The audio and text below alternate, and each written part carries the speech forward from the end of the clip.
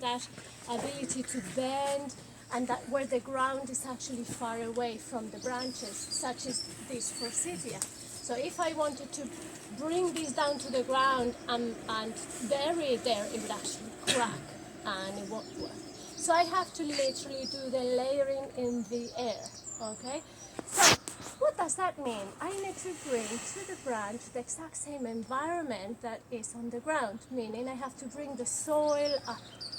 Alright, so I first of all prepare a section of the branch. So I cut away some of those side branches there. Then I need to wound it as well, just as I did earlier on. So basically I'm going to bend it a little bit. A little bit less. Okay, let's get another example. This one. That's part of the action. Yeah, exactly. Well, there's nothing wrong with something not going according to plan. Right. So instead of bending it this time, I'm going to just wound it a little bit with the secateurs. Okay, so that wound is opening the cambium layers. And as you know, that's where mitosis happens, right?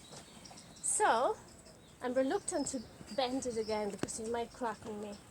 So to do this now, you would get a dark plastic bag with an elastic band.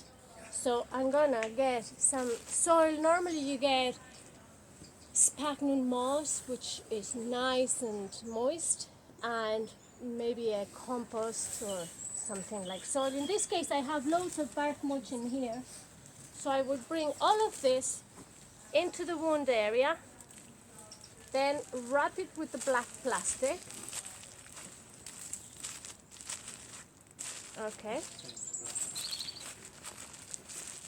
And then I would get an elastic band in one end and in the other end.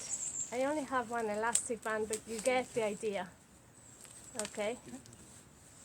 So if someone could just hold the branch for me so that I can do a knot here. Great. Thank you. So the elastic band, what it does is secures the plastic in it. I would have to put another one in there. Okay. So you get the idea. And that's now nice and moist and dark. And you would come in maybe about 3 weeks later, and as you cut it in here, you would no doubt find that there's roots developed where the plastic bag is, and then you're ready to pot it.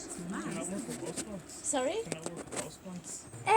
You would have to sort of consult a book like the one I showed you in class, where it gives you different plants that respond well to layering. Okay. Nothing stops you from actually trying it in most plants. Now, the key factor here is that this plastic is nicely tightened so that there is no air coming in. If it's too much air, it's going to dry out the soil.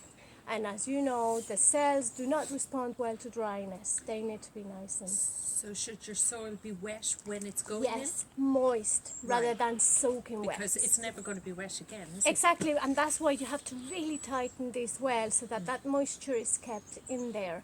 Now bear in mind that's only going to be in for about 3 weeks more or less.